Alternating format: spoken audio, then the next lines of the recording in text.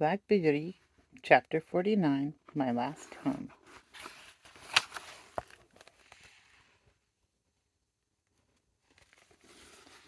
One day during the summer, the groom cleaned and dressed me with such extraordinary care that I thought some new change must be at hand.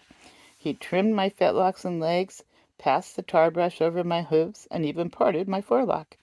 I think the harness had an extra polish. Willie seemed half anxious, half merry as he got into the chaise with his grandfather.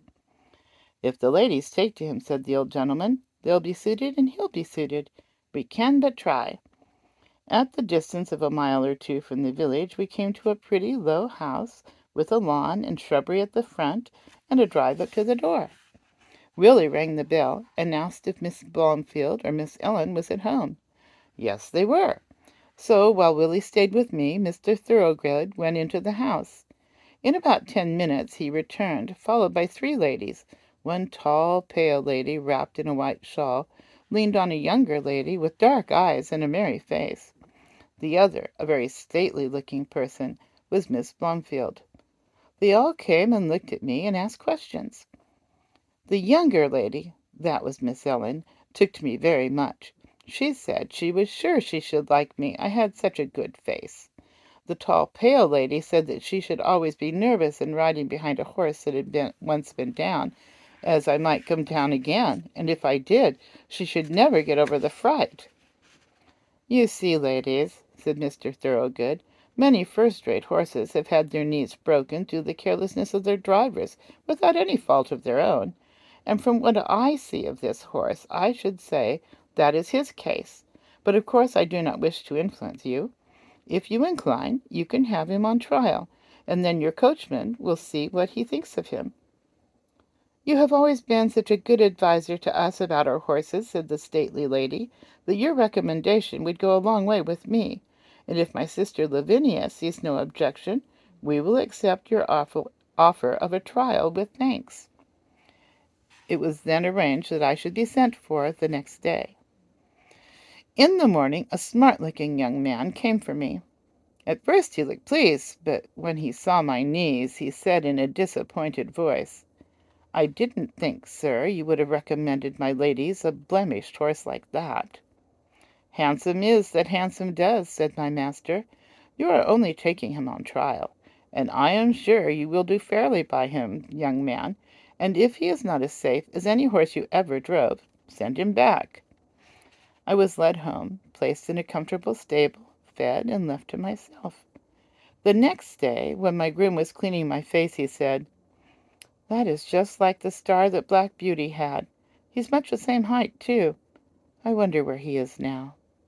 A little further on he came to the place in my neck where I was bled, and where a little knot was left in the skin. He almost started, and began to look me over carefully, talking to himself.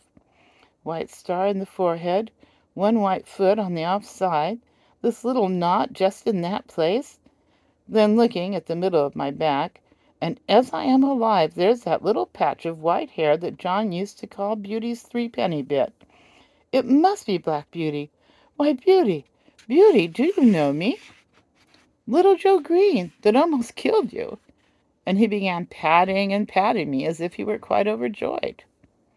I could not say that I remembered him, for now he was a fine-grown young fellow, with black whiskers and a man's voice.